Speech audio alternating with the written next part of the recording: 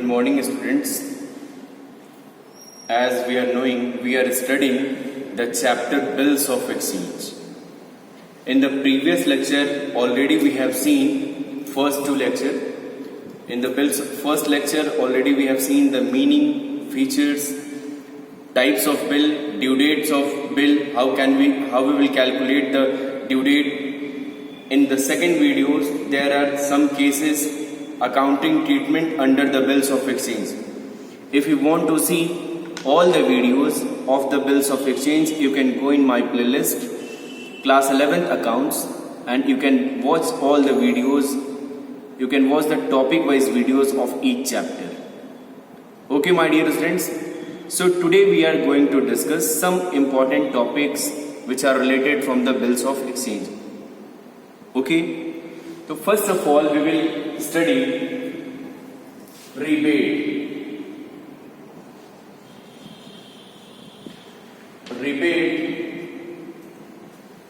A bill, retiring of the bill, retiring of the bill. Topic is retiring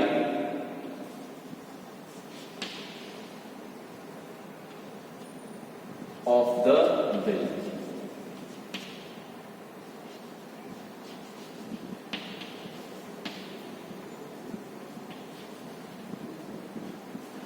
Okay, so we are going to discuss this topic, retiring of the bills of exchange. अब आप कहेंगे sir retiring ये तो कोई काम करता है वो वहां से होता है। रिटायर का मतलब क्या होता है? अपने जो नित्य काम है, नित्य काम का मतलब जो अपनी ड्यूटी है उसको हम क्या कर रहे हैं, एक तय सीमा बाद उसको हम नहीं करेंगे, अवकाश ले लेंगे उससे, तो उसको हम क्या कहेंगे? रिटायर कहेंगे। क्लियर?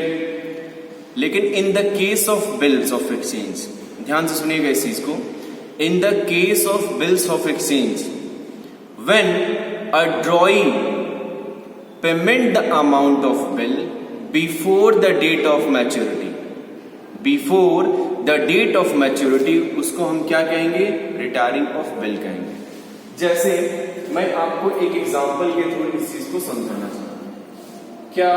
जैसे suppose A has drawn a bill on B, A has drawn a bill on B, okay, for the 3 months. For the 3 months, okay, amount 10,000 rupees and date 1st of July. Okay, A ने एक B के ऊपर bill लिखा जिसका period था 3 months और amount था 10,000. Okay, अब हम देखेंगे क्या बी इस बिल को रिटायर कर रहा है। क्या कर रहा है? रिटायर कर रहा है। रिटायर करने का मतलब क्या हो रहा है कि बी इस बिल की डेट ऑफ मैच्योरिटी क्या हो जाएगी? 4th अक्टूबर। 4th अक्टूबर क्या हो जाएगी? डेट ऑफ मैच्योरिटी हो जाएगी, डेट ऑफ मैच्योरिटी। अब बी क्या कर रहा है? बी इस डेट से पहले इस बिल का पेमेंट कर दे रहा है। मतलब before the date of maturity if drawee is paying the amount of bill, that is called retiring of the bill और retirement of the bill. Clear? आपको रिटायरिंग ऑफ द बिल का concept समझ में आ गया होगा। ओके, चलिए, date of maturity को 4th अक्टूबर। Suppose B is paying on the date 1st अगस्त को बी के पास पैसा हो जा रहा है और बी उस बिल का पेमेंट कर दे रहा है। क्लियर? तो ए क्या करेगा भाई? बिल का पेमेंट ड्यू डेट से पहले कर रहा है। B is paying the amount of bill before the date of maturity, so B want some discount, उसको कुछ डिस्काउंट की चाहत होगी। क्लियर? तो वो क्या करेंगे इसको? अब देखिए accounting treatment in both cases क्या होगा? ए एंड बी, ए के वहां और बी के वहां क्या जनरल एंट्रियां होंगी ए के बुक में? तो बिल लिखा जाएगा, तो एंट्री क्या होगी? B R debit to B, यहां A debit to B accept करने की, ठीक है ना? And on the date 1st August if B is paying the amount of bill. तो पैसा आएगा क्या? पैसा आएगा in the book of A bank account debit, bank account debit. Okay, rebate account, rebate का मतलब क्या होता है? छूट होता है। रिबेट का मतलब क्या होता है? छूट होता है, डिस्काउंट होता है। तो ए उसको कुछ रुपए डिस्काउंट के रूप में दे देगा। क्यों? क्योंकि बी बिफोर द टाइम पे इज पेइंग। ओके, तो इन that case suppose the amount of bill is ₹10,000 and 100 रुपए उसको डिस्काउंट दे दे रहा है। कितने का? 100 रुपीज का रिबेट दे दे रहा है। ऐसे क्वेश्चन आपको मिलेंगे। तो सेम जो कॉन्सेप्ट है डिस्काउंटिंग, डिस्काउंट की जो एंट्री बनाते हैं एज इट इज, हम यहाँ पे चीजों को, वो सारे कॉन्सेप्ट्स को यहाँ पे फॉलो कर लेंगे। क्लियर? तो देखिए, bank account debit from the ₹9900, rebate account debit, discount क्या है? ए के लिए लॉस है। Okay, 100 rupees sorry, and to क्या? B R 10,000। ये ए की बुक में हो जाएगा। बी के बुक में क्या हो जाएगा? In the book of B BP debit, BP debit, okay, to bank, to rebate. A discount दे रहा है, बी डिस्काउंट ले रहा है, तो यहां पे 100 हो जाएगा। यहाँ 900 इसको पे करना पड़ रहा है, 9,900, और यहाँ 10,000 बिल का पेमेंट खत्म होगा। तो ये अकाउंटिंग ट्रीटमेंट सारी एंट्रियों के बाद एक एंट्री ये बढ़ जाएगी इस कॉन्सेप्ट को, जब हम रिटायरिंग ऑफ द बिल और retirement of the bills of exchange के क्वेश्चंस करेंगे। होप आपको अच्छे से समझ में आ गया होगा। ठीक है ना? अब हम जो पढ़ने जा रहे हैं वो बिल्स ऑफ एक्सचेंज में सबसे इंपॉर्टेंट टॉपिक है, और उस टॉपिक का नाम मैंने ऊपर ऑलरेडी लिख रखा है। क्या है उस टॉपिक का नाम? उस टॉपिक का नाम dishonour of the bills of exchange, dishonour of the bills of exchange. First of all we will understand the meaning of dishonour. Dishonour, honour का मतलब क्या होता है? सम्मान होता है। ऑनर का मतलब क्या होता है? सम्मान होता है। डिसऑनर का मतलब क्या होता है? असम्मान हो गया, मतलब उसको हम रिस्पेक्ट नहीं दी। Dishonour means without respecting of the bill. Okay, तो देखिए अब कहानी क्या है। Suppose A has drawn a bill on B, same कहानी, 3 months पीरियड है, 10,000 का बिल है। ओके, और बिल लिखा जा रहा है किस डेट को? 1 जुलाई। ठीक है, डेट ऑफ मैच्योरिटी क्या हो जाएगी? 4 अक्टूबर। 4 अक्टूबर। Okay, so at the date of maturity, bill के भुगतान वाले दिन, बिल के पेमेंट वाले दिन, at the date of payment of the bill, B has denied from the payment. B क्या करता है कि वो कहता है ए से कि भाई मेरे दोस्त मेरे, मैं इस बिल का पेमेंट नहीं कर पाऊंगा, I am unable to pay the amount of bill. Clear? So in that case A क्या करेगा? तो इसका मतलब ये हुआ कि जब बी या ड्रॉई बिल का पेमेंट करने से इनकार कर देगा, तो उस कंडीशन में वो, उसको हम क्या कहेंगे? बिल का डिसऑनर कहेंगे। सबको समझ में आ गया? Getting you all? ओके, सबको समझ में आ रहा होगा हो।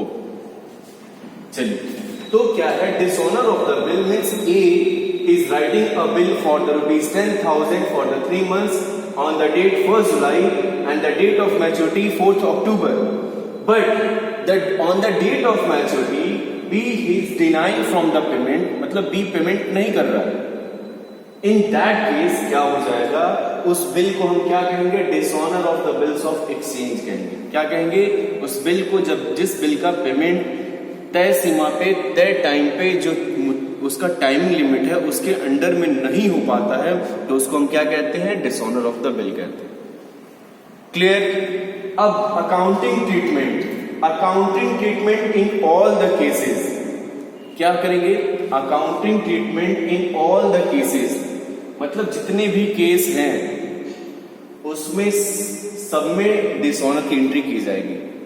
जैसे हमने जो कल 4 केसेस पढ़े थे, उन चारों केसेस में डिसऑनर की एंट्री अलग अलग होंगी। ठीक है, तो उस केस के मुताबिक और उस केस में जो भी केस हम लेके चल रहे हैं, if in that case the bill has been dishonour, then that entry we will pass, मतलब हम उस एंट्री को उस केस में पास करने की कोशिश करेंगे। क्लियर ना? तो केस नंबर 1 हमारा क्या था?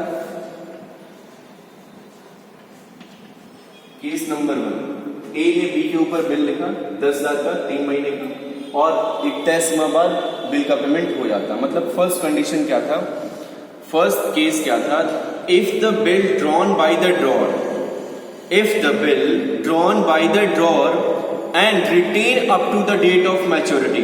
फर्स्ट केस जाके देखिएगा, फर्स्ट केस जाके देखिएगा, ठीक है ना? तो फर्स्ट केस ये था, केस नंबर 1 में डिसऑनर की एंट्री क्या होगी। तो हर केसेस में बिल लिखने की, बिल एक्सेप्ट करने की एंट्रियां होंगी। मतलब देख लीजिए, जैसे ए है, बी है, ओके, और 4 अक्टूबर को बी क्या कर रहा है, डिसऑनर कर दे रहा है बिल, मतलब पेमेंट नहीं कर रहा है। तो एंट्री क्या होगी, जब ए की माह सबसे पहले 1 जुलाई को एंट्री होगी, B R debit to B 10,000। Clear? यहां A debit to BP 10,000। Clear to everyone? क्या है, बी आर बिल लिखने की, बिल एक्सेप्ट करने की, ए ड्रॉअर है, ए बी ड्रॉइंग, बिल लिखा, बी ए ने बिल लिखा एंड बी ने बिल एक्सेप्ट कर लिया, ये हो गया। अब डेट ऑफ मैच्योरिटी के दिन 4 अक्टूबर को ये पता चल रहा है क्या, कि बी उस बिल का पेमेंट नहीं कर रहा है। बी कह रहा है कि मेरे पास पैसे नहीं है, मैं इस बिल का पेमेंट नहीं कर पाऊंगा। ठीक है, तो क्या करेंगे हम यहाँ पे, अब हम देखिए हम क्या करेंगे। यहाँ पे बिल, इससे पहले वाली एंट्री में जब पेमेंट हो जा रहा था तो हम क्या कर रहे थे, bank account debit to B R, यहाँ बीपी डेबिट टू बैंक, यही हो रहा था ना। नहीं पता है तो जाके वीडियो देख लीजिएगा, फर्स्ट लेक्चर में मैंने बताया, सेकंड लेक्चर में बताया, ठीक है ना। अब देखिए, लेकिन यहाँ पे डिसऑनर हो जाता, इन दैट केस एंट्री क्या होगी, देखिए ध्यान से समझिएगा इसे। केस नंबर 1, बी डेबिट, अब बी पेमेंट नहीं कर रहा है, एंट्री क्या करेंगे, B debit to B R to cash. देखिए, in the case of dishonour, इस बात को आप लोग सभी लोग ध्यान से समझ लीजिए। जब डिसऑनर का केस होगा, कोई भी केस, पहला केस क्या है, bill drawn by the drawer and hold up to the date of maturity, पहला केस यही है।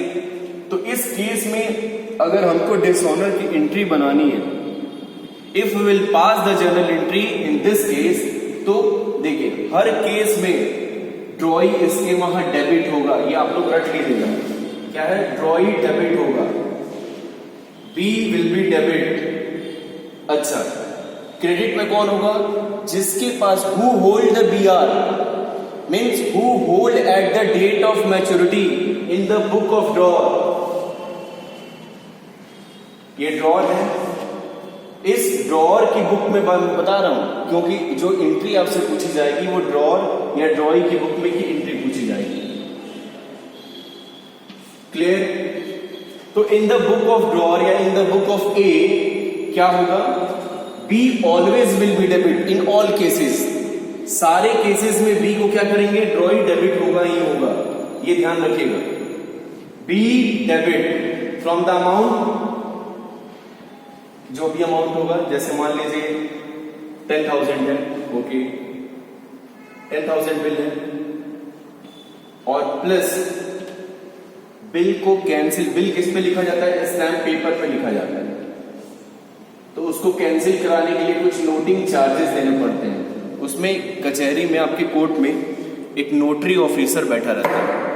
नोटरी ऑफिसर जिसको हम कहते हैं, गवर्नमेंट उसको आपके डॉक्यूमेंट्स को या आपके बिल्स को वेरीफाई करने के लिए बैठाती है।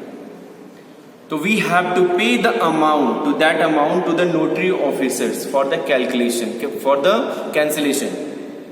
तो उसको हम क्या कहेंगे? नोटिंग चार्जेस कहेंगे। क्या कहेंगे? Noting charges.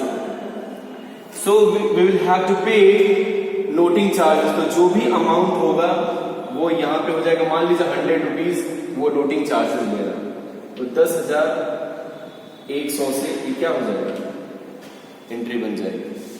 क्लियर? ये कैंसिलेशन की। और यहां पे in all cases BP debit, noting charges debit to कौन, किसको देना है?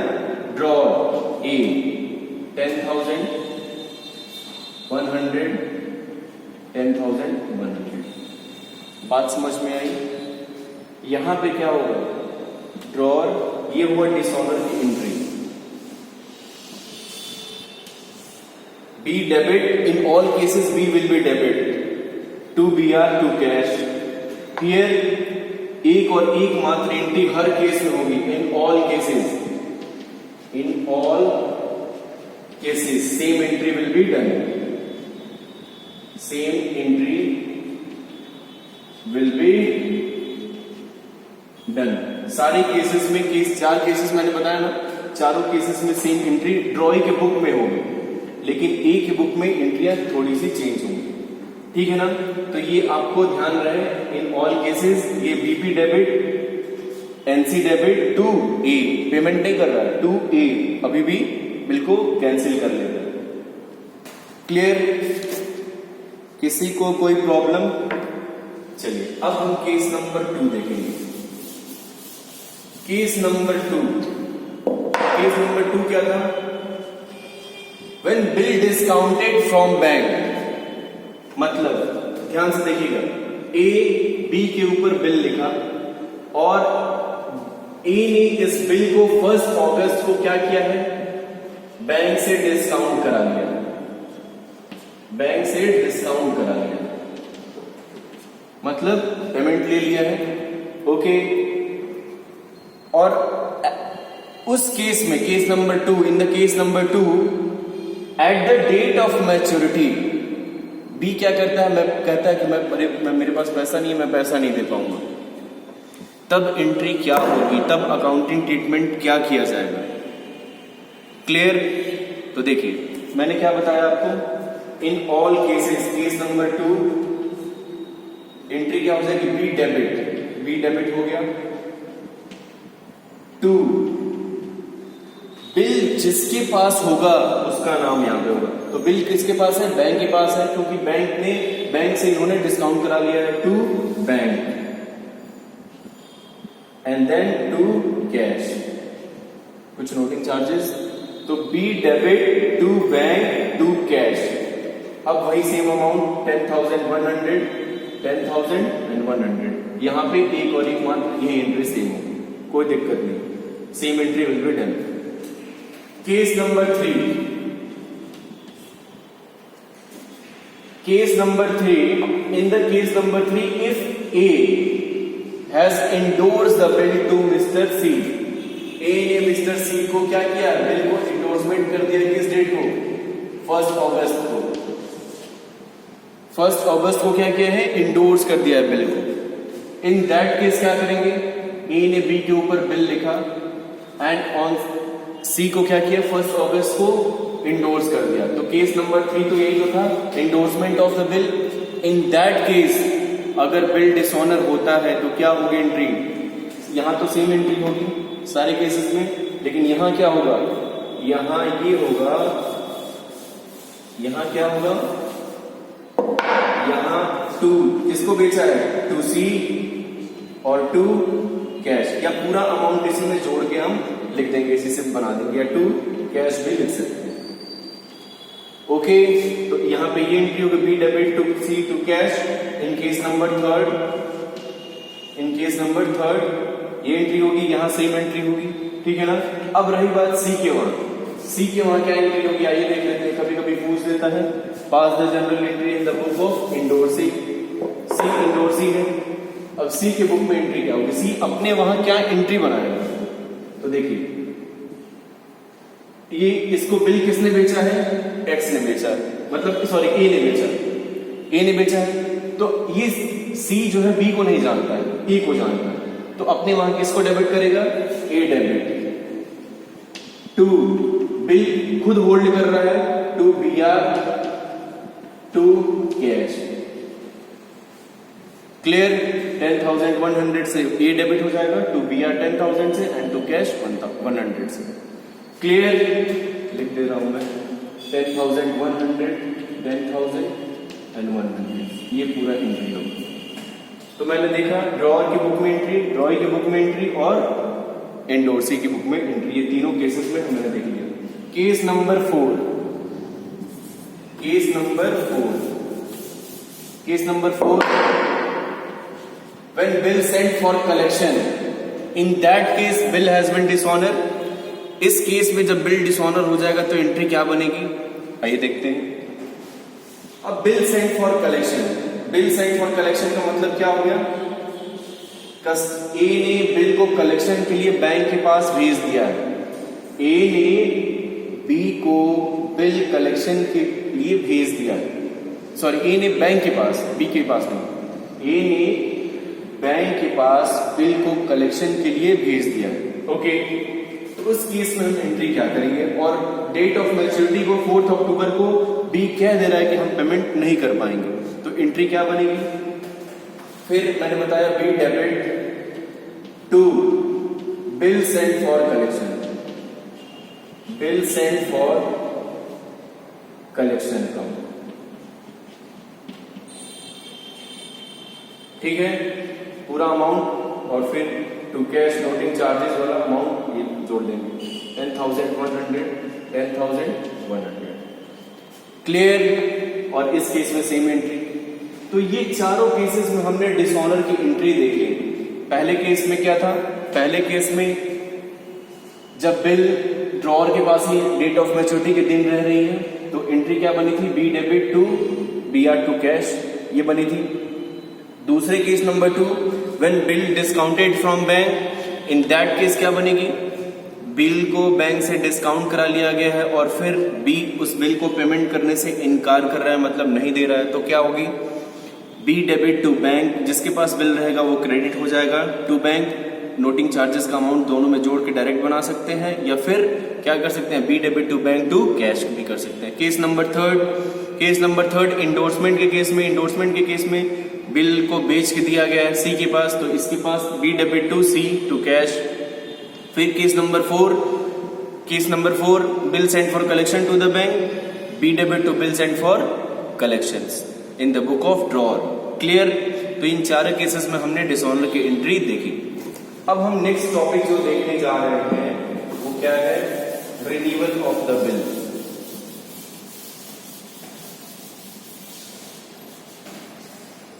रिन्यूअल ऑफ द बिल,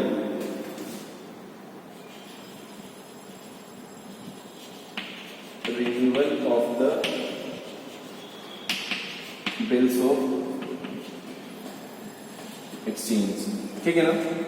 अच्छा, रिन्यूअल, रिन्यूअल का मतलब क्या होगा, अब देखिए ए बी के ऊपर बिल लिख रहा है, कितने का, 10,000 का, कितना, 3 मंथ्स का, किस डेट को, 1 जुलाई।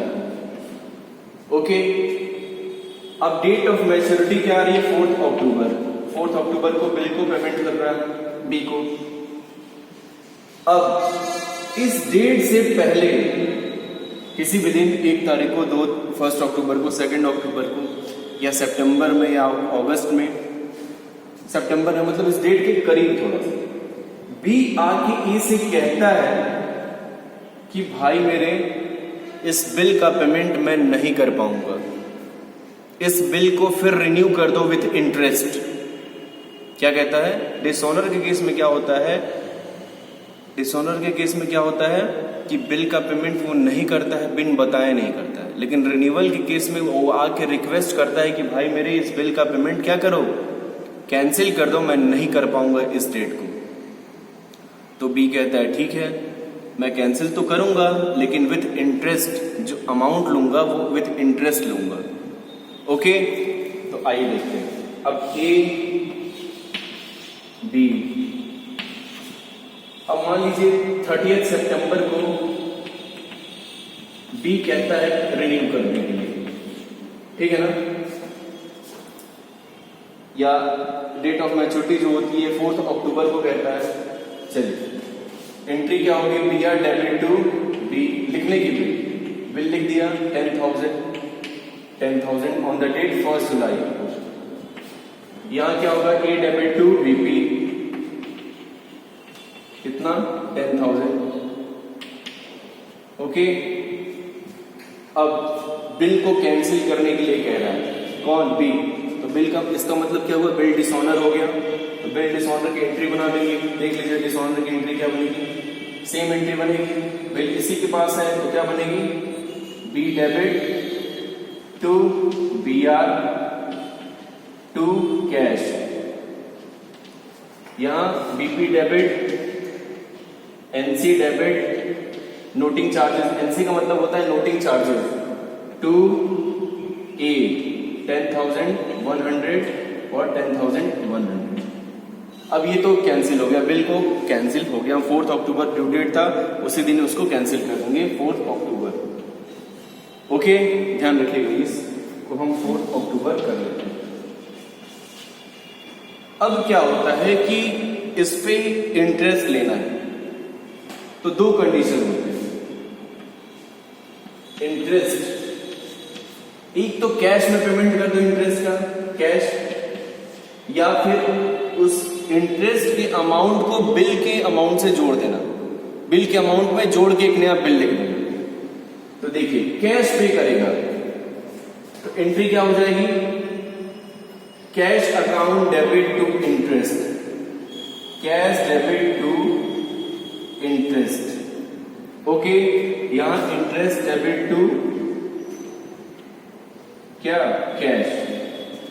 यहां हो जाएगी इसके वहां जो भी इंटरेस्ट निकल के आपके क्वेश्चंस में दिया होगा, और उस क्वेश्चन के मुताबिक हम इंटरेस्ट का अकाउंट खोल लेंगे। ओके, अब अगर इंटरेस्ट का अमाउंट क्या है, ड्यू करने के लिए कह रहा है, मतलब बाद में देने के लिए कह रहा है, तो हम क्या करेंगे, आपको नीचे दिखेगा नहीं, फिर एंट्री मैं यहां कर रहा हूं। तो Y debit to interest, Y debit to sorry B debit to interest.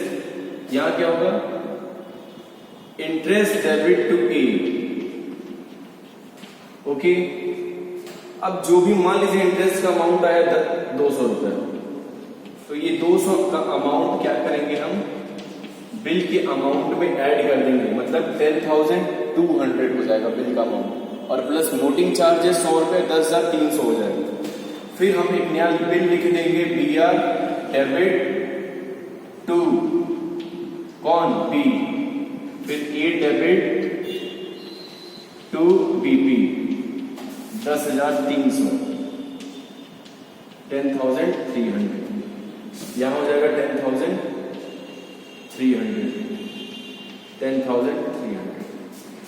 Clear, ये बिल लिखने की लास्ट इसके बाद वाली एंट्री होंगी, ए डेबिट टू बीपी और फिर B R debit to B.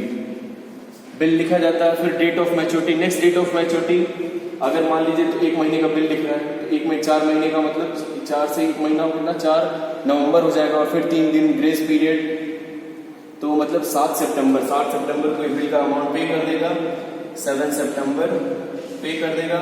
Cash account debit to B R 10,300, और यहां क्या हो जाएगा, बीपी डेबिट टू कैश, और बैंक जो भी होगा कैश में पे करेगा तो कैश, बैंक में पे करेगा तो कैश, बैंक 10,300, 10,300। इस तरीके से हम रिन्यूअल का कॉन्सेप्ट सारा पढ़ लेंगे और सारे इसके क्वेश्चंस कर लेंगे। Okay, Last topic is insolvency of the bill. Insolvency of the bills of exchange. Insolvency